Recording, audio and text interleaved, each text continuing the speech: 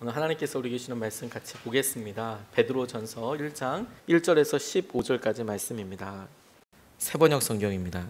예수 그리스도의 사도인 베드로가 본도와 갈라디아와 갑바도기아와 아시아와 비두니아에 흩어져서 사는 나그네인 택하심을 입은 이들에게 이 편지를 씁니다. 하나님 아버지께서 여러분을 미리 아시고 성령으로 거룩하게 해주셔서 여러분은 순종하게 되고 예수 그리스도의 핏부림을 받게 되었습니다.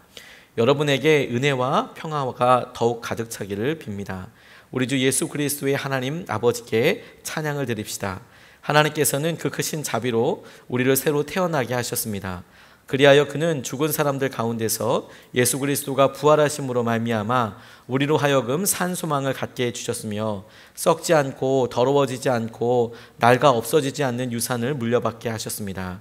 이 유산은 여러분을 위하여 하늘에 간직되어 있습니다. 하나님께서는 여러분의 믿음을 보시고 그의 능력으로 여러분을 보호해 주시며 마지막 때에 나타나기로 되어 있는 구원을 얻게 해 주십니다. 그러므로 여러분이 지금 잠시 동안 여러 가지 시련 속에서 어쩔 수 없이 슬픔을 당하게 되었다 하더라도 기뻐하십시오. 하나님께서는 여러분의 믿음을 단련하셔서 불로 단련하지만 결국 없어지고 마는 금보다 더 귀한 것이 되게 하시며 예수 그리스도께서 나타나실 때에 여러분에게 칭찬과 영광과 존귀를 얻게 해 주십니다. 여러분은 그리스도를 본 일이 없으면서도 사랑하며 지금 그를 보지 못하면서도 믿으며 말로 다 표현할 수 없는 즐거움과 영광을 누리면서 기뻐하고 있습니다. 여러분은 믿음의 목표 곧 여러분의 영혼의 구원을 받고 있는 것입니다. 예언자들은 이 구원을 자세히 살피고 연구하였습니다. 그들은 여러분이 받을 은혜를 예언하였습니다. 누구에게 또는 어느 때에 이런 일이 일어날 것인지를 그들이 연구할 때에 그들 안에 계신 그리스도의 영이 그리스도에게 닥칠 고난과 그 뒤에 올 영광을 미리 증언하여 드러내 주셨습니다. 예언자들은 자기들이 섬긴 그 일들이 자기들을 위한 것이 아니라 여러분을 위한 것임을 계시로 알게 되었습니다. 그 일들은 하늘로부터 보내주신 성령을 힘입어서 여러분에게 복음을 전한 사람들이 이제 여러분에게 선포한 것입니다. 그 일들은 천사들도 보고 싶어하는 것입니다. 그러므로 여러분은 마음을 단단히 먹고 정신을 차려서 예수 그리스도께서 나타나실 때에 여러분이 받을 은혜를 끝까지 바라고 있으십시오. 순종하는 자로서 여러분은 전에 모르고 쫓았던 욕망을 따라 살지 말고 여러분을 불러주신 그 거룩하신 분을 따라 모든 행실을 거룩하게 하십시오. 아멘. 하나님 말씀입니다. 오늘 본문 말씀에도 나와 있지만 우리가 어떻게 하면 처음 잡은 것들을 끝까지 마지막까지 잘 잡을 수 있을까요? 영원할 때마다 가장 은혜롭고 또 가장 정말 감사하다 싶은 것이 목사 안수식이 있다면 거꾸로 은퇴하시는 분, 은퇴 차나 예배가 있고 또 하나 별세하신 분들 추모 예배하는 시간이 있습니다. 별세하신 분들 한 분 한 분의 이력이나 그분이 어느 교회에서 사역하셨는지도 간단하게 이야기하고 그리고 이분이 어떤 분이신지를 이렇게 간략하게 여러 회원들에게 그러니까 목사님들에게 장로님들에게 이야기하는데 이번에는 유독 마음이 가는 한 분이 있었습니다.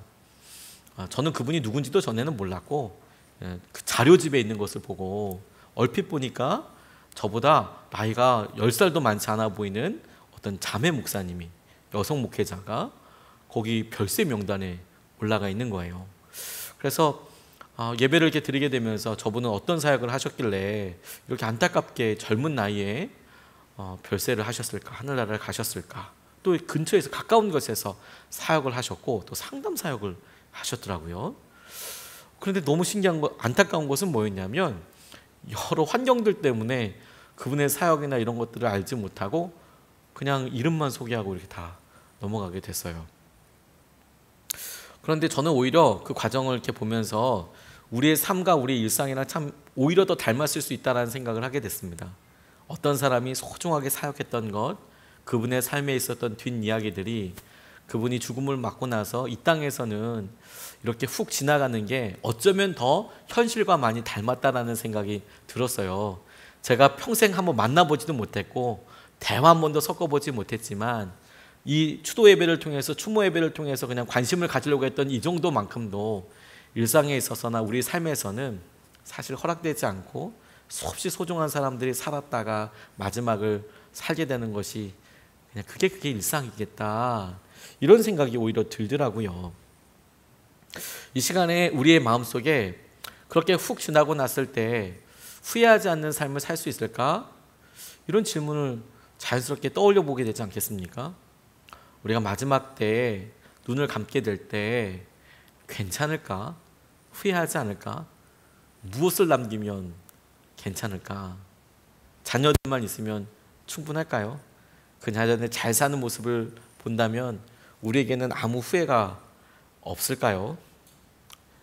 아마 우리들 중에 누구도 자신 있게 그냥 우리 자신의 모습으로, 지금 우리의 자신의 형편으로 그렇다 아니다라고 얘기하기가 쉽지 않겠다라는 생각을 하게 되어서 이 베드로 후서를 통해서 하나님께서 우리가 굳건히 마지막까지 붙잡아야 될 기준과 우리 가운데 열매라고 할 수 있을 만한 것, 우리가 짧게 이 삶을, 우리 자신을 점검할 때 비교적 짧은 기간 안에 우리 자신을 살펴볼 수 있는 기준들이 있겠다라는 생각을 하게 되었고, 말씀을 통해서 같이 붙잡고 싶습니다.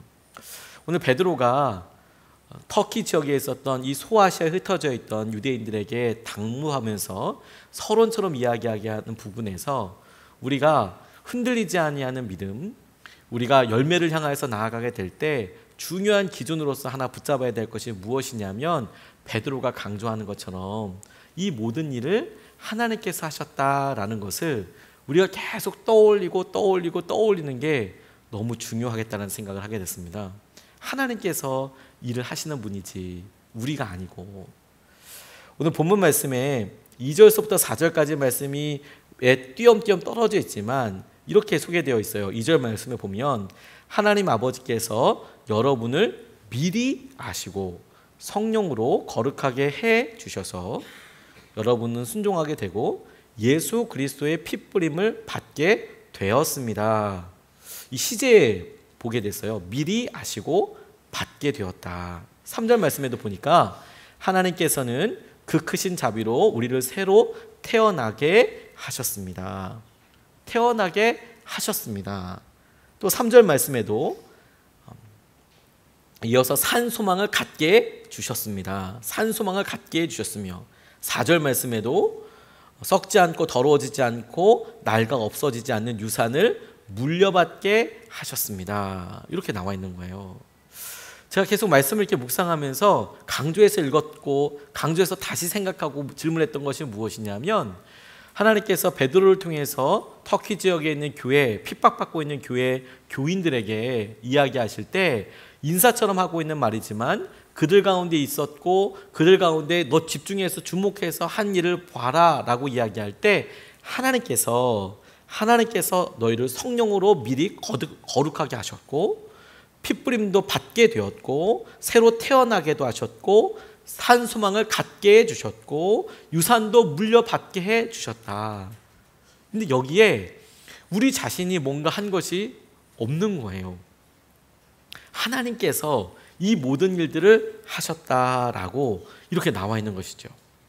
그런데 여러분, 이것이 우리에게 주로 어떻게 깨달아지냐면, 하나님께서 나를 위해서 하신 일, 이것을 우리가 현재형으로 만나고 경험하게 깨닫게 되는 일은 지극히 어려운 것 같아요. 주님께서 지금 우리에게 무엇을 하고 계신가를 깨닫기보다는 주로 이런 것들은 조금만 뒤돌아보면 하나님께서 나를 위해서 이런 일들을 통과하게 하셨고, 지금 베드로가 이야기하는 것처럼 미리 선택하신 거였구나, 성령으로 거룩하게 하신 거였구나, 산소망이 되었던 거였구나, 미리 과거에 있었던 일을 이야기하는 것처럼 우리에게도 하나님께서 그간 이루신 일들이 믿음의 눈으로 보게 되면 이런 일들을 하셨구나 라는 것을 알고 보게 되는 거죠. 젊은이 교회에서 사역할 때 한 자매가 온 교회의 기도 제목이었던 적이 있어요. 이 자매가 다제내성 결핵을 앓고 있었고 그것이 아주 심각한 병이었습니다. 난치병이었습니다. 불치병에 가까울 정도로. 다제내성이란 말에서도 우리가 알고 있겠지만 결핵균이 독한데 요즘은 약을 쓰면 이 결핵이 낫기도 합니다. 그런데 다제내성이라는 건 뭐냐면 내성이 생긴 거예요. 내성이. 그 내성이 생기다 보니까 그러니까 이게 뭐 어떻게 약을 먹어도 차도가 없는 것이죠. 그래서 약을 점점점 세게도 해보고, 그리고 그 세게 쓴 것을 놓고 뭐 실험도 계속 해보면서 그 약을 찾는 겁니다. 그러니까 점점 독해지는 거예요. 근데 내성이 생기다 보니까 이 약이 웬만해서는 들지 않는 겁니다. 웬만해서는 들지 않는 거예요. 그러니까 이런 경우에는 거의 약을 찾다가 안타까운 순간을 겪게도 되거든요. 그리고 이 자매에게 남아있는 것은 마지막 절제, 폐의 3분의 2 이상을 절제하는 거였습니다. 얼마나 겁나겠습니까? 결혼도 하지 않았는데 수술을 하고 이 폐의 많은 부분을 이제 잘라내야 하니까. 근데 그렇다고 해서 살 수 있는 가능성은 10% 정도밖에 안 되는 거예요. 수술을 해도, 수술하고 난 다음에 살 수 있는 확률이 10%밖에 안 되는 거예요. 그러니까 수술을 하나 안 하나 마찬가지인데, 안 하면 이렇게 계속 나빠지는 거고, 이러다가 갑자기 확 발병이 나게 되면 고열과 뭐 이렇게 하면서 고통 가운데 그냥 하나님 나라 가게 되는 거고, 수술을 하면 10% 정도, 왜냐하면 그러면 결핵균이 그만큼 좁기 때문에 지금 나와 있는 약을 아주 독하게 쓰면 그러면 나을 수 있을 가능성이 한 열에 하나 정도는 있습니다. 이런 의사의 소견을 받은 거예요. 얼마나 안타깝습니까? 열심히 공부해서 직장 들어가서 이제 좀 제대로 해볼 만한데 갑자기 이런 병으로 덜컥, 별거 처음에는 좀 약 먹고 하면 낫겠지, 근데 거의 뭐 사형 선고나 다름없는 병을 얻게 됐는데, 휴직하면서 굉장히 오랜 기간 동안 기도했어요. 한 살려달라고 기도도 하고 치유를 놓고도 기도하고. 근데 이 자매가 그렇게 기도하는 중에 한 가지 중요한 시기를 겪게 됐는데, 그게 뭐냐면 감기 돌아갈 때였습니다. 신종플루가 다시 유행을 하게 되는데, 이 신종플루의 증상이 폐에 물 차는 듯한 그런 느낌이 들거든요. 잘 아는 이유는 제가 걸려봤기 때문이에요.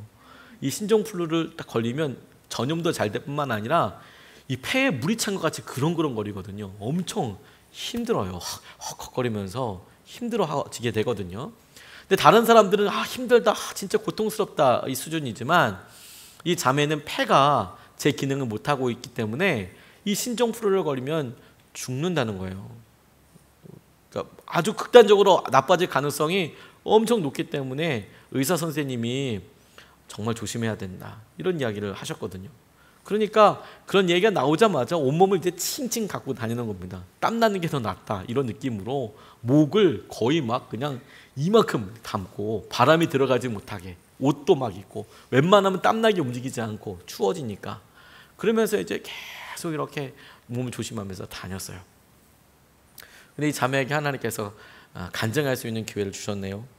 네, 간증을 이렇게 하는데, 이 자매가 이렇게 얘기하는 거예요. 하나님께서 기도하면서 내게 주셨던 여러 일들, 과정들을 이야기하면서 수없이 의사 선생님을 만날 때마다 좌절하고, 다시 기도해서 믿음으로 서보면 의사 선생님 만나면 가망이 없다 이야기하고 또 좌절하고, 이렇게 왔다 갔다 하는데, 하나님께서 다진해성 결핵도 고쳐주실 거야, 이런 믿음의 고백이 믿어지게도 되고, 근데 실제는 그렇지만 두려움도 있고 막 그렇게 어려움과 아픔들을 겪게 되는데, 이 간증 시간에 이 자매가 선포하기를, 하나님께서 나를 전염병으로부터도 구원해 주실 거고, 다재내성 이거 결핵으로부터도 지켜주실 것이고, 이런 것을 믿음으로 이렇게 고백했거든요. 하나님께서 이 많은 사람들이 감기 걸리고 어려운 시기에 나를 지켜주실 거예요, 보호해 주실 거예요, 이렇게 하고 잘 넘어갔어요.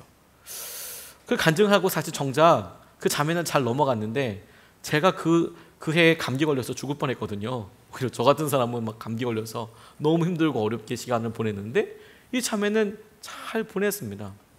근데 정말 신기하겠던 건 뭐냐면, 나중에 지나고 나서 알았어요. 신종플루를 안 걸린 게 아니라 걸렸는데 잘 넘어갔다는 거예요, 이 자매가. 의사 선생님과의 이런 염려와 걱정 대신에 신종플루를 안 걸리고 넘어간 게 아니라, 하나님께서 신종플루가 걸렸는데도 걸렸는지 안 걸렸는지도 모르게 그냥 훅 넘어가게 주시더라. 우리에게 구원의 역사하심과 하나님의 개입하심이 그냥 지나놓고 났을 때 깨달아지는 게 훨씬 더 많아요. 베드로가 하나님께서 너희들 핍박받는 교인들, 교회들에게 이런 일을 하셨어 라고 얘기하시는 일들이 너희들을 미리 성령으로 선택하셔서 거룩하게 하셨잖아. 이미 너희들에게 산 소망이 되셨잖아. 이미 너희들에게 이미 하나님께서 말씀도 해주셨잖아. 생각해봐라. 하나님께서 어떤 일을 하실지. 우리가 하나님을 믿고 따라갈 때에 우리에게 하나님께서 어떤 일을 하셨는지를 잘 기억하고 명심하는 것이 우리가 지금 우리의 믿음과 주님을 향한 고백을 놓치지 않는데 굉장히 중요한 기준이 돼요. 하나님 나를 이렇게 지켜주셨지. 하나님께서 우리 가운데 이렇게 인도하여 주셨지. 이렇게 믿어야만 하나님께서 우리에게 이루실 계획도 믿으면서 나아갈 수 있어요. 하나님께서 우리에게 이루실 계획도. 6절과 7절 말씀에 보면 그러므로 여러분이 지금 잠시 동안 여러 가지 시련 속에서 어쩔 수 없이 슬픔을 당하게 되었다 하더라도 기뻐하십시오. 하나님께서는 여러분의 믿음을 단련하셔서 불로 단련하지만 결국 없어지고 마는 금보다 더 귀한 것이 되게 하시며 예수 그리스도께서 나타나실 때에 여러분에게 칭찬과 영광과 존귀를 얻게 해주실 것입니다. 이렇게 말씀하고 계시거든요. 근데 이 본문 말씀에서 저는 핵심을 이렇게 잡았어요. 하나님께서는 여러분의 믿음을 단련하신다는 거예요. 그러니까 하나님께서 우리의 믿음을 단련하시고 7절 말씀에 불로 단련하지만 결국 없어지고 마는 금보다 더 귀한 것이 되게 하신다라고 할 때 하나님께서는 이라고 똑같이 걸리는 거예요. 하나님께서 너희들을 금보다 더 귀한 것이 되게 해주실 거고, 그리고 똑같이 주어가 똑같아요. 하나님께서는 예수 그리스도께서 나타나실 때에 여러분들을 칭찬과 영광과 존귀를 얻게 해주실 것이다. 이 모든 일들을 이루시는 것이 하나님께서 너희들을 앞으로 붙잡아 주실 것이고 단련하실 것이고 이런 일들로부터 강건하게 하여 주실 것이다 라고 말씀하고 약속하고 계시는 거예요.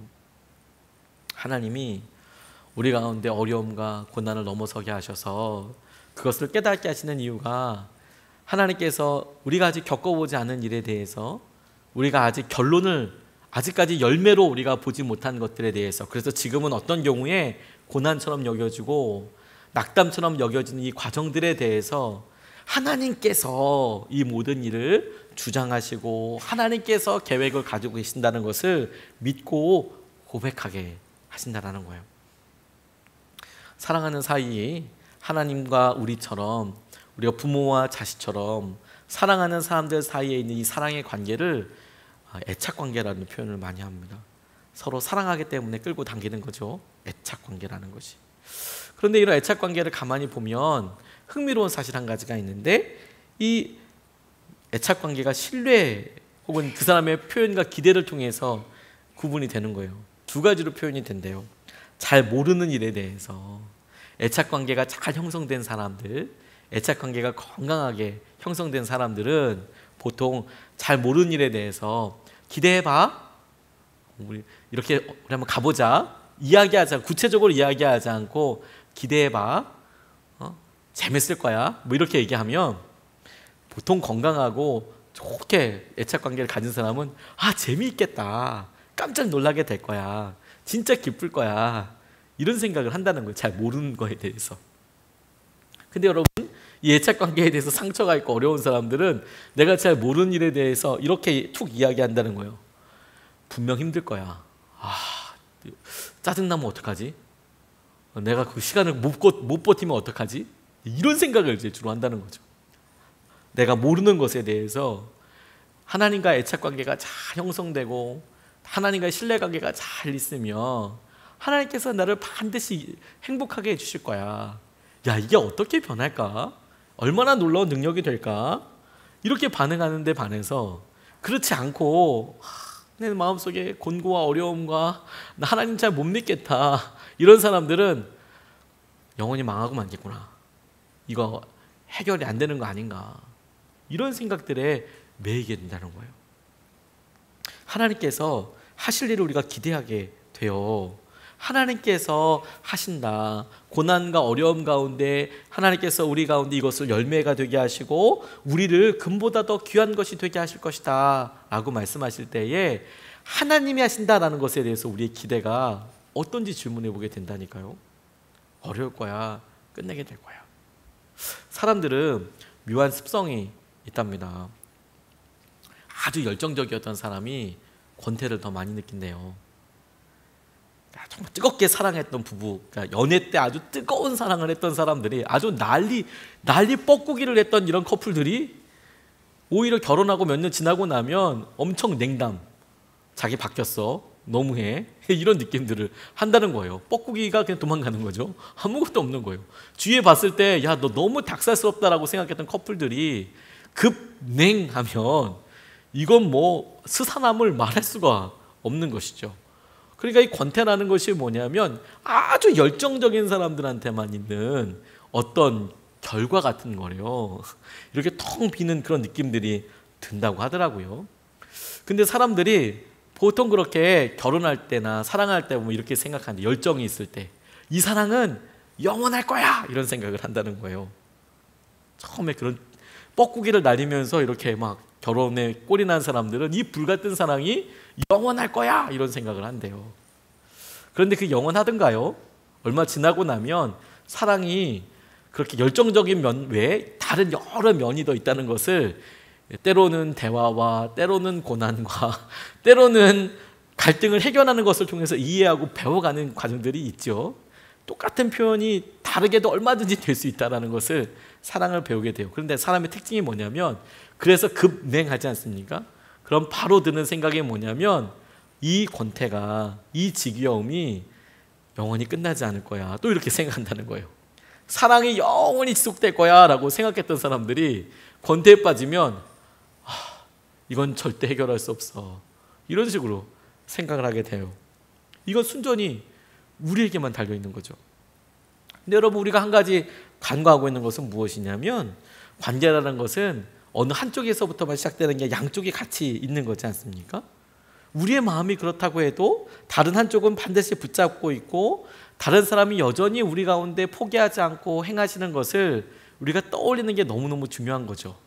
말씀이 우리에게 대해서 이 열매와 우리의 이 믿음이 끝까지 갈까라고 이야기할 때, 이 베드로가 우리에게 계속 집중하도록 도전하고 있는 게 뭐냐면, 그래서 지금 너희들 상태가 어떠냐에 대해서 묻고 있는 게 아니라, 하나님께서는 너희들의 상태와 상관없이 어떻게 하실 거냐에 대해서 약속하고 계신다라는 거예요. 하나님께서는 우리가 이 사랑은 영원할 거야, 아니 이 권태와 이 무료함은 영원할 거야, 이런 거 상관없이 하나님께서는 너희들에게 과거에 어떤 일을 하셨었고, 하나님께서는 지금 너희들의 어려움과 고난을 어떻게 바꾸실 생각이신가, 그걸 이야기하고 말씀해 주시는 거죠. 어떤 목사님 아들이 오토바이를 사달라고 목사님께 이렇게 간절히 이야기했대요. 이도 안 들어가는 소리죠. 그렇죠? 오토바이 타고 바라바라 이거 하고 다니면 아빠가 퍽이나 좋아하겠습니다. 그렇죠? 그러니까 뭐 절대 안 되는 뭐 이런 느낌인데, 아빠 오토바이 사줘 막 이렇게 이야기해. 내가 애도 아니고 오토바이 사줘. 근데 걱정이 되겠죠. 걱정이 돼. 사고 날 수 있으니까요.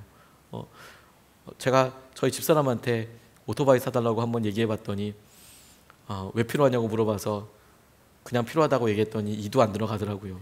그래서 이런 얘기 해주던데요. 오토바이 한 대 팔 때 한 사람 죽는구나 뭐 이런 얘기 한다고.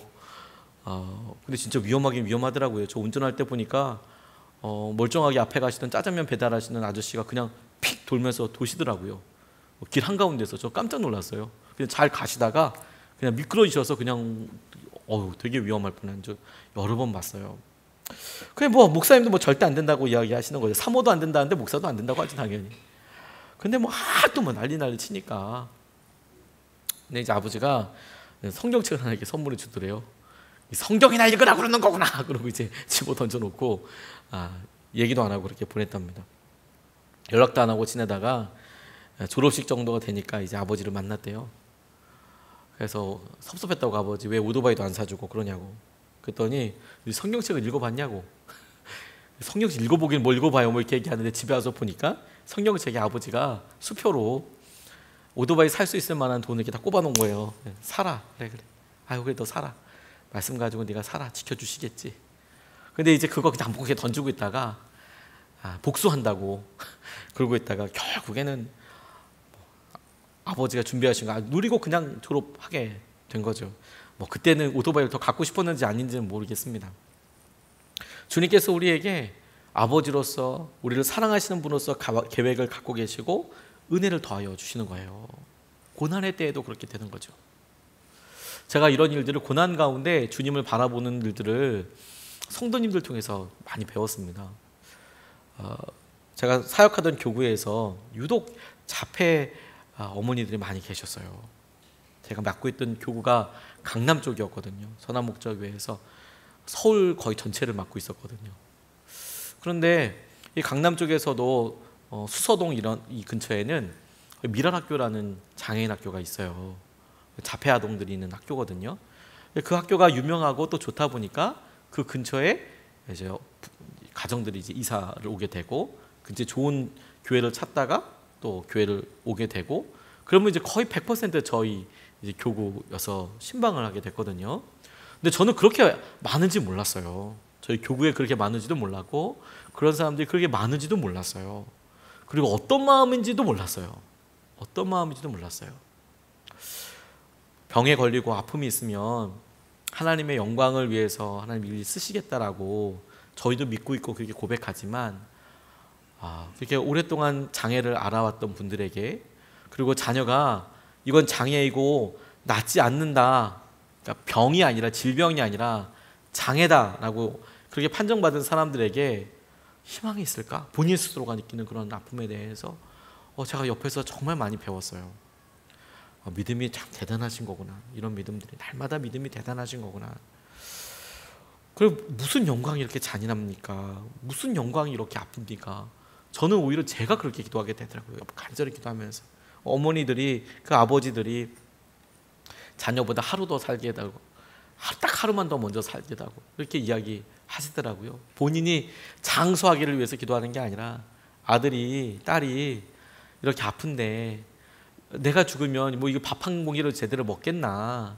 그러니까 얘들이 죽고 나면 내가 딱 하루만큼만 더 있다가 내가 딱 장례 치르고 내가 죽어야지. 그렇게 죽었으면 좋겠다. 그런 이야기를 이제 막 하시는 거예요. 안타깝죠, 안타깝죠. 그런데 이분들이 이야기하는데 한결같이 자기 연약함 때문에 아이들이 아프다라고 이야기하시는 거예요. 아니라고. 자폐는 이 터너 증후군이라는 것은 원인이 밝혀지지 않았거든요. 누구 때문이라고 이야기할 수는 없어요. 의학적으로, 과학적으로. 그런데 다들 한결같이 자기 때문이라고 이야기하시는 거예요. 집사님 아니에요 라고 말씀드리고 싶지만 마음은 또 알지 않습니까? 자기 자녀가 그러니까 평생 그게 이제 눌림이 되시는 거잖아요. 근데 이렇게 이야기하다가 주님께서 그분들 가운데 이 고난과 어려움을 통하여 고백하게 하시는 것도 보게 해주셨어요. 본인이 수없이 기도하고 무너지고 기도하고 무너지고 기도하고 무너지고 그렇게 하다가 마침내 이런 고백들을 받아내시더라고요. 제가 어떤 집사님 한 분이 기독교 방송이라 인터뷰하는 것을 아주 가까이서 보게 되고 또 그분의 그 인터뷰 관련된 것을 제가 좀 도와드리기도 하고 그분의 그런 내용들을 제가 한번 읽어봐 달라고 해서 읽어보기도 하고 너무 좋다라고도 말씀드리고 또 신방 갔을 때 그런 인터뷰 얘기나 이런 얘기해 주셔서 제 의견도 말씀드리고 은혜 받았다고 얘기해 주시고 그렇게 됐는데 이분 내용이 이런 얘기였습니다. 다른 사람들이 부러워할 만한 직장에 남편이 들어가고 그 직장에 또 직장에서 또 아주 잘 돼서 해외로 이렇게 보내주는 프로그램도 가게 되고 돈도 많이 받고 해외에서 막 이렇게 공부도 하고 막 이렇게 잘 가고 있는데 처음에는 아이가 그냥 바빠서 혹은 외국에 있어서 그런 줄 알았다는 거예요. 근데 어느 날 보니까 좀 이상하네요. 애가 엄마한테 말 태워달라서 태워줬는데 3시간, 4시간을 타려고 하는 거예요. 엄마 허리 위에서 안 내려오는 거예요. 엄마를 이렇게 말 타듯이 이렇게 타고 가서 그 반복적인 걸 너무 좋아하는 거예요. 3시간, 4시간씩 막 너무. 그래서 이상하다 해서 병원에 가봤을 때는 이미 시간이 많이 지난 이유고 그리고 자폐라는 증상을 장애가 있다는 것을 알게 됐다는 거예요. 너무 많이 무너지셨대요. 그리고 시부모님이나 이런 분들한테 자기 때문이라고 이런 생각이 들기도 하고 남편에게도 내가 직장을 가졌어서 내가 바쁜 삶을 살고 있어서 자녀한테 잘해주지 못해서 이런 건가 뭐 별의별 생각을 막 하시면서 힘드시고 어려우시고 정말 아프셨대요. 근데 그런 고난의 시간들을 지나면서 그 아들이었거든요. 그 아들에게 하나님께서 하시는 일들 마음들을 보고 나아지는 건 없죠. 나아지는 건 없죠. 근데 이분이 이런 고백을 하시더라고요. 지나놓고 나니까 이 아이 때문에, 이 아들 때문에 내가 정말로 거룩해지고 내가 정말로 주님께서 나를 사랑하신다는 것을 깨닫게 됐다는 거예요. 이 아들 때문에 하나님이 나를 사랑하신다는 게 뭔 줄 알고 하나님께서 우리 가족 가운데 하고 계신 일들 내가 보게 되었다라는 거예요. 인터뷰 때 그걸 나누시더라고요. 처음에는 장애가 너무 힘들고 어려웠는데 그 일을 통해서 하나님께서 내게 얼마나 겸손하게 하시는지, 나를 바짝 붙잡고 계시는지를 알게 되었다. 하나님께서 이 모든 일들을 하신다. 이걸 알게 하시고 보게 하시는 것을 붙잡는 것이, 우리가 우리의 마지막까지 후회 없는 삶을 살기 위해서 하나님께서 하신다라는 것을 붙잡는 것이 우리가 마지막까지 잘 갈 수 있는 기준이 되는 겁니다. 근데 이 본문 말씀에 이것과 더불어서 비교적 짧게 단기적으로 하나님 제가 믿어요. 하나님께서 나를 구원해 주시고 또 제가 알고요. 하나님께서 저를 계속 붙잡아 주시고 또 제가 믿고 싶어요. 아니 믿어요 라고 고백을 하는데 그 가운데 우리가 연약할 때가 있지 않습니까? 순간순간 흔들릴 때가 있지 않습니까? 뭐가 제일 힘들냐면요, 내가 변했나? 이걸 확인하는 게 너무너무 힘들어요.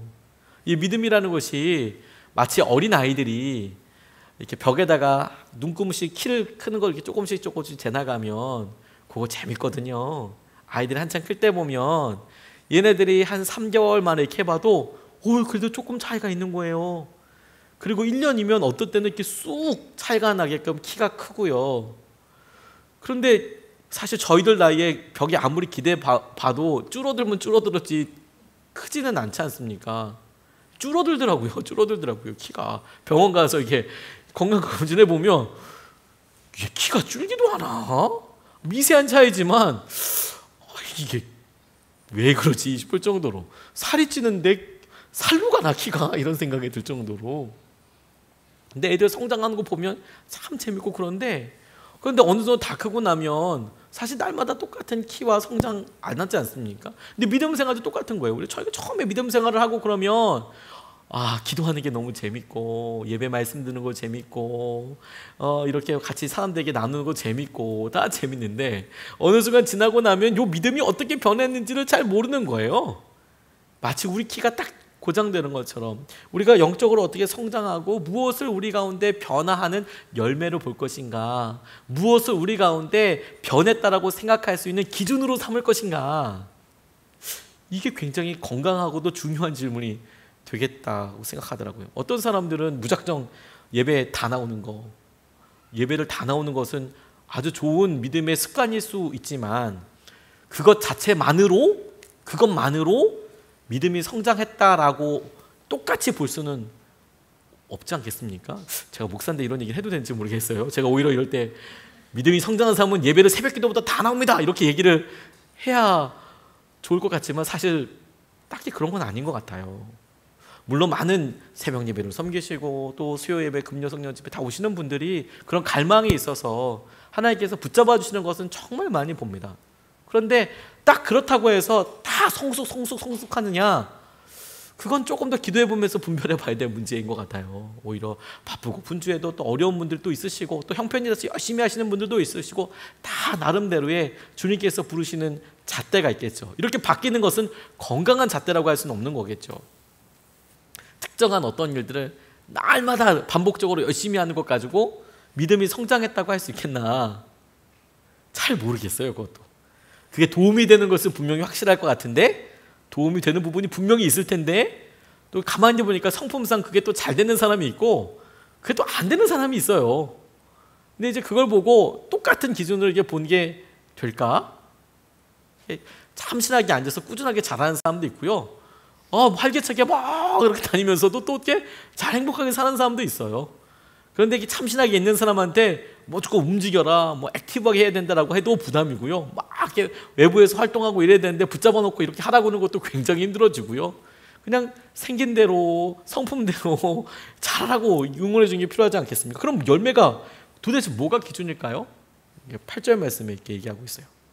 여러분은 그리스도를 본 일이 없으면서도 사랑하며 지금 그를 보지 못하면서도 믿으며 말로 다 표현할 수 없는 즐거움과 영광을 누리면서 기뻐하고 있습니다.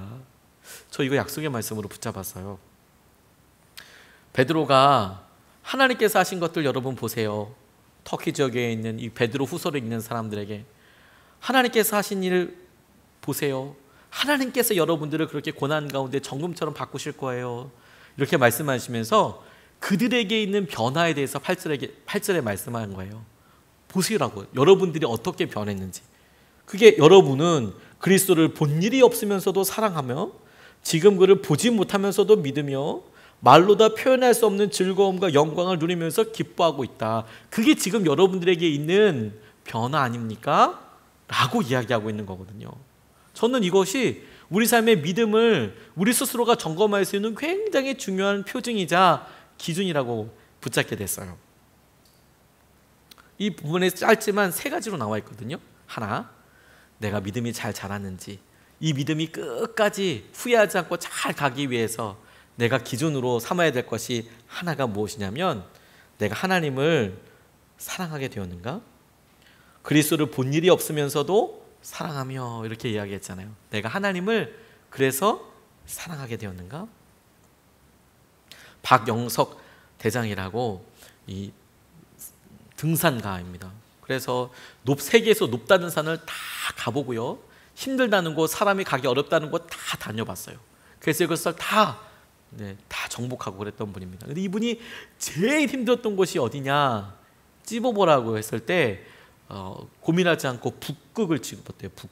북극점 가는 거. 북극점에 세계 최초로 간 건 아니겠죠. 거기에 미리 간 사람이 있지만 이 사람이 에베레스트 산도 오르고 막 이렇게 다 이런 데 완등하면서 세계 사람들이 정말 가기 힘들다는 북극, 남극을 이제 가는데 이 북극이 너무 힘들었대요. 근데 왜 힘들었느냐? 이 북극이 2003년도에 실패했는데 거단 땅이 아니고 얼음이더래요. 얼음. 그럼 이제 어떤 일이 일어나면요, 북극이 뭐냐면 이제 나침판을 가지고 이렇게 가지 않습니까?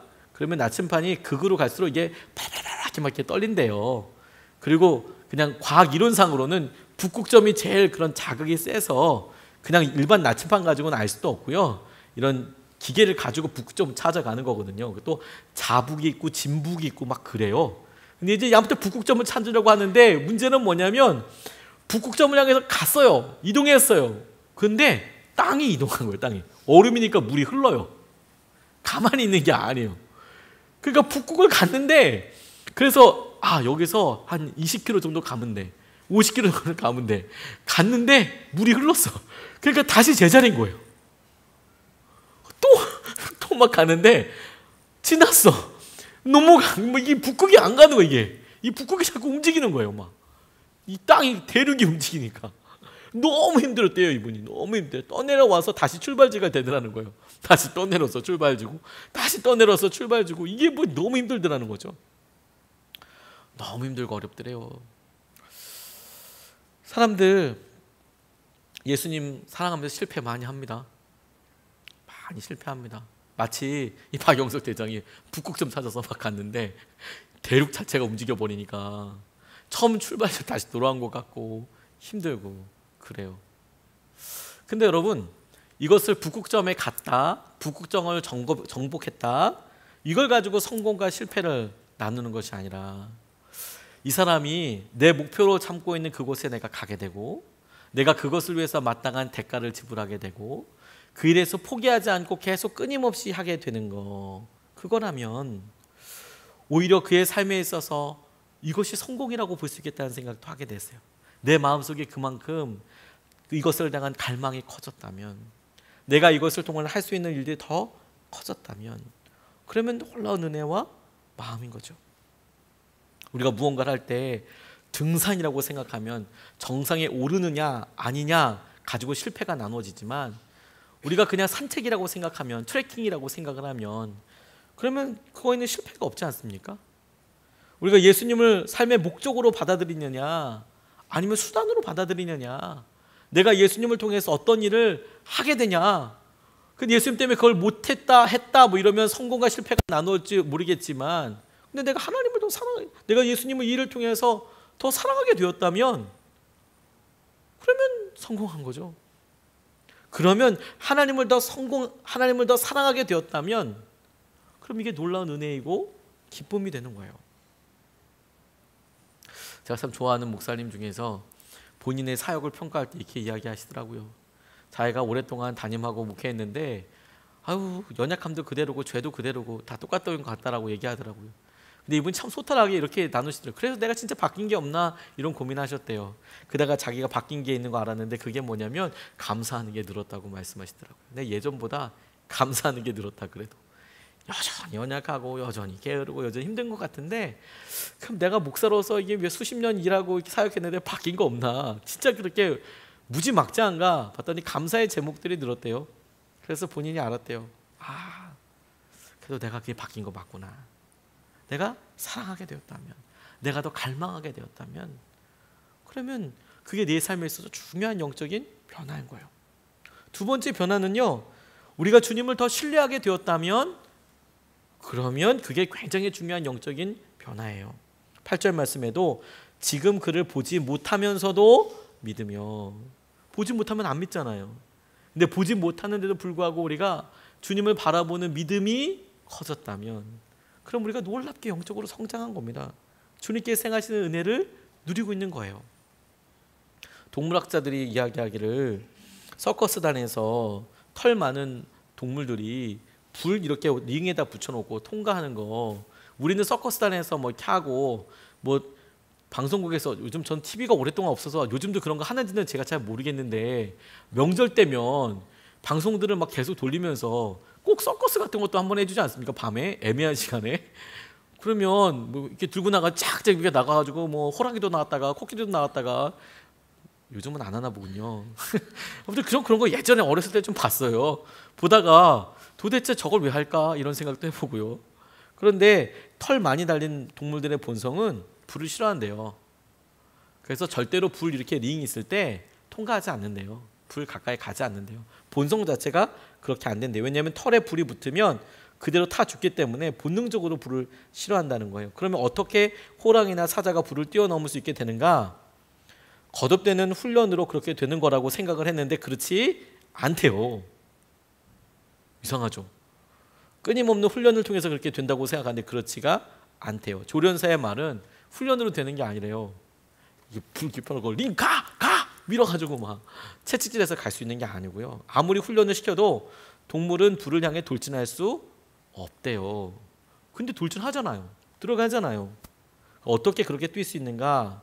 그렇게 만드는 게 뭔가 보니까 자기 주인에 대한 믿음 때문이래요. 동물은 불을 향해 뛰기 전에 먼저 자기 주인의 눈을 바라본대요. 호랑이도 사자도 내가 링 안으로, 불 링 안으로 들어가기 전에 조련사의 눈을 이렇게 본대요. 눈을 마주치고 뛴대요. 여전히 불은 무서운데 내가 주인을 눈 마주치니까 내가 가야겠구나 이런 생각이 들어서 거길 뛰어들게 된다는 거죠. 우리가 믿음 생활을 하면서 여러분, 내가 믿었더니 병이 확 보기 좋게 차도가 막 일어나고 기업이 막 확 살아나고 재정이 막 다 막혔던 것들이 다 뚫어지고 풀어지고 막 자녀들이 갑자기 막 성적이 막 시험 볼 때마다 한 10등씩 전교등수가 막 올라가고 이래버리면 막 논문 막 써지고 막 이래버리면 믿을만 할 거라고 생각하잖아요. 인사 고과 최고 받았다. 막 3일 금식했더니 뭐 최고점 받아서 뭐 승진하고 이러면 아마 모든 사람들이 30일 다 금식할 거예요. 직장 다니는 사람들은. 근데 그게 성공과 실패의 믿음의 열매라고 하지 않아요. 여전히 불이 있어요. 무서워 죽겠어요. 저거 하면 분명히 망할 것 같아요. 그런데 내가 주님 얼굴 바라보고 주님을 바라봤더니 내가 뛸 수 있게 되었다면 그러면 성공한 거예요. 그러면 내가 잘한 거예요. 베드로가 이야기했던데 너 보지 않았는데도 믿으며, 그게 너희들 엄청난 변화라고 지금 베드로 후서를 읽고 있는 교인들에게 이야기하는 거 아니겠습니까? 너희들 예수님 못 봤잖아. 근데 사랑하고 있지. 그거 엄청난 변화야. 너희들 보지 못했지. 근데 그분을 신뢰하고 있지. 그거 엄청난 변화야. 너희들은 여전히 삶이 그렇게 고만고만해서 힘들지. 어렵지. 안 변한 것 같지. 그런데 사랑하게 됐다면 변한 거고 믿게 되었다면 변한 거라는 거예요. 근데 마지막으로 이 8절 말씀이 한 가지 더 우리에게 좋은 기준 한 가지를 이야기하고 있는데 뭐냐면 이것이 우리가 믿음 생활을 길게 할 때에도 굉장히 중요한 표징이라고 생각하게 되었습니다. 뭐냐면 우리가 주님 안에서 기뻐하게 되었다면 그거 잘한 거예요. 우리가 주님 때문에 우리의 상황과 형편과 상관없이 기뻐하게 되었다면, 그러면 우리가 잘한 거예요. 편한 거예요. 조니 에릭슨 타다라는 분 이야기를 설교 시간에 몇 번 들었습니다. 이분이 17살 때 목 아래로 완전한 마비가 되는 사고를 당했습니다. 다이빙 선수였어요. 예쁘게 하늘에서 몇 번 돌아가지고 떨어지는 거 있잖아요. 저는 뭐 수영을 못하니까 아예 물 아래 뛰어들 생각을 못하는데, 이렇게 뭐 하늘에서 공중제비를 몇 번 돌아가지고 퐁 떨어지는 거 있지 않습니까? 근데 그걸 잘못 떨어져 가지고 이 목뼈 밑으로는 전부 다 이제 마비가 된 거죠. 이분이 돌아다니면서 본인에게 있었던 일들을 간증을 하기도 하고 그렇게 되는데, 근데 이분이 여전히 자기 몸이 어렵고 휠체어를 타고 있는 상황은 변하지 않는 거예요. 평생 그러고 있었으니까 변하지 않는 거죠. 불편한 건 믿음, 그리고 이제 설교를 해도 여전히 불편한 거죠. 근데 이분이 교회에 다니고 또 믿음 생활을 하고 하면서도 굉장히 곤란하고 어려울 때가 있었대요. 교회에서 심지어. 그게 이분이 쓴 글에 보니까 어떨 때 제일 어려웠냐면, 휠체어를 타고 교회에 다니게 되지 않겠습니까? 이 목 밑으로 다 안 되니까 휠체어를 타고 이렇게 가는데 제일 민망하고 어려울 때가 뭐냐면, 목회자가 모두에게 무릎을 꿇으라고 할 때가 너무너무 민망하대요. 다 같이 무릎 꿇읍시다. 하나님께서 우리에게 말씀하여 무릎 꿇읍시다. 서양 교회에서도, 미국 교회에서도 그런 일들이 많거든요. 무릎 꿇고 우리 다 같이 주님을 예배합시다. 그러면 너무너무 민망해진다는 거예요. 우리 생각에는 뭐 휠체어 타고 있으니까 뭐 누가 신경 쓰겠어. 당연히 다 무릎 못 꿇는 거 알지. 또 조니 에릭슨 타다 정도 되면 사람들 거기 교회에서 다 알 거 아니에요. 그러니까 아무도 생각 안 할 것 같지만 본인은 되게 어려운 거예요. 무릎을 꿇으라고 하는데 자기는 발가락 하나도 움직일 수가 없어요. 근데 그 상황에 사람들은 다 무릎을 꿇을 거 아닙니까? 그러니까 이제 목은 움직일 수 있으니까 이렇게 보면 사람들이 무릎 꿇고 있는 걸 다 보잖아요. 그러면 자기가 그때마다 곤혹스럽고 자신이 휠체어에 묶여 있다는 사실이 새삼 실감이 간다는 거예요. 그 시간이 내가 묶여 있다. 떨어지지 않도록 이제 손이랑 발을 못 움직이니까 이렇게 끌어주는 사람이 있지 않습니까? 내가 이거 끌어지게 이렇게 묶어놨으니까 나는 여기 지금 휠체어다. 그러니까 그 순간이 내 장애와 내 연약함이 확 드러나는 시간인 거예요. 다 무릎 꿇읍시다라고 얘기하는 시간이. 한 번은 집회에 참석을 했는데 강사가 모두 무릎을 꿇으라고 강권했다는 거예요. 집회에 참석했는데 모두 무릎을 꿇읍시다. 그러니까 이번에도 조니만 빼고 모두가 다 무릎을 꿇었답니다. 모두 무릎을 꿇으니까 진짜 자신의 모습이 너무 튀는 것 같더래요. 다 무릎을 꿇으니까 앉아있는 사람이 딱 보일 거 아니겠습니까? 근데 모두 무릎을 꿇으니 자기 모습이 너무 튀니까 눈물이 그렇게 나더래요. 이분은 그게 너무 곤혹스럽고 이거 뭐 어떻게 할 수가 없다는. 근데 자신의 신세가 한탄스러워서 울었던 게 아니래요. 처음에는 그렇게 생각되다가 문득 이런 생각이 들었답니다. 수백 명이 하나님 앞에 무릎을 꿇는 광경이 아름답더라는 거예요. 자기 이렇게 보는데 항상 자기는 무릎 못 꿇는 것 때문에 마음이 어려웠는데 그날은 수없이 많은 사람들이 무릎을 꿇는 게 그렇게 너무 감동이 되더래요. 그리고 이게 마치 천국의 그림과도 같더래요. 그 문득 이 조니가 또 다른 생각이 떠오르답니다. 그래서 더 울게 됐답니다. 어떤 생각이 떠올랐냐면, 거기에 그렇게 자기는 앉아 있는데 사람들은 다 무릎 꿇고 있지 않습니까? 야, 이 광경이 천국의 모습과도 같아. 천국의 그림이구나. 하나님 앞에 다 이렇게 무릎 꿇고 예배하는 거구나. 그런데 다른 생각으로 이어지기를, 자기가 자유롭게 뛰고 춤추고 발로 이렇게 차고, 예전에 다이빙하기 위해서 뭐 발레도 배우고 에어로빅도 배우고 운동선수로서 공중제비를 유연하게 해야 되니까 그런 거 많이 배웠을 거 아니에요. 한참 젊었을 때 그런 걸 막 하게 되리라는 사실이 기억났다는 거예요. 내가 천국에 가면 내가 이렇게 앉아있는 게 아니라 벌떡 일어나서 내가 이렇게 춤도 추고 내가 공중제비도 돌고 그렇게 하겠지. 어린 양의 잔치에 초대받기 전에 내가 부활한 다리로 가장 먼저 감사의 무릎을 꿇을 생각이 들더라는 거예요. 내가 부활하면 다른 사람 누구보다도 내가 무릎 꿇는 말이 없어도 내가 제일 먼저 무릎 꿇어야지. 이런 생각이 확 들더라고요. 근데 생각만 해도 너무 기쁘더라는 거예요. 자기는 예수님을 만나자마자 부활한 모습으로 자기가 만나자마자 그땐 자기에게 무릎이 있을 거 아니에요. 자기가 움직일 수 있을 거 아니에요. 그러면 무릎을 꿇라 마라 뭐 이런 얘기 없어도 예수님을 만나자마자 내가 제일 먼저 가서 그분의 무릎 옆에 내가 무릎을 꿇어야지. 내가 그분 발치에 가서 무릎을 꿇어야지. 이런 생각이 들더래요. 그러면서 조니가 이렇게 덧붙였습니다. 지금은 손가락이 뒤틀리고 근육이 위축되고 무릎은 비틀어지고 어깨 아래에 아무런 감각도 없지만 언젠가 밝고 가벼운 새 몸을 갖고 강력하고도 눈부신 의의 옷을 입게 되리라. 나처럼 척추를 다친 사람에게 부활이 어떤 소망을 주는지 상상이 가는가. 오직 예수 그리스도 안에서만 그토록 놀라운 소망을 얻을 수 있다. 오직 부활만이 새 마음뿐 아니라 새 몸을 약속해 준다. 새로운 몸은 완벽하고 아름답고 영원할 것이다. 새로운 몸은 지금의 몸이 할 수 없는 놀라운 일을 할 수 있을 것이다. 그래서 기뻤다라는 거예요. 우리가 주님을 더 믿게 되고 우리 안에 영적인 성장이 있고 성숙이 있고 우리 모두가 다 알죠. 하나님이 하신 것을 우리가 알아요. 여기까지 왔어요. 그래서 감사해요. 어느 순간에 근데 우리의 마음이 먹먹할 정도로 무뎌지네요. 하나님의 계획이 우리에게 있을 것이라는 걸 우리가 붙잡아요. 그래서 계속 기도했어요. 근데 어느 날은 그렇게 계속 기도하는 것조차도 우리에게 턱없이 숨이 차는 게처럼 느껴질 때가 있어요. 왜? 우리가 변한 거지 않아서. 뭐가 변했다는 거야? 차도도 없는데 어떻게 되겠다는 거야? 근데 여러분 명심하세요. 우리가 주님 때문에 연약하고 힘들어도 내가 주님 때문에 기뻐하게 되었다면 그럼 우리 성숙한 거예요. 그럼 우리 성장한 거예요. 그럼 우리 믿음이 그게 더 많이 주님 안에서 자라게 된 거예요. 우리가 주님 때문에 주님을 더 사랑하게 되었다면, 우리가 주님을 더 신뢰하게 되었다면, 우리가 주님 때문에 기뻐하게 되었다면, 그럼 우리가 영원히 후회하지 않는 삶을 위해서 잘 가고 있는 거예요. 오늘 우리가 찬송하고요, 찬양하고 이 마음을 달라고 좀 같이 기도하고 싶습니다.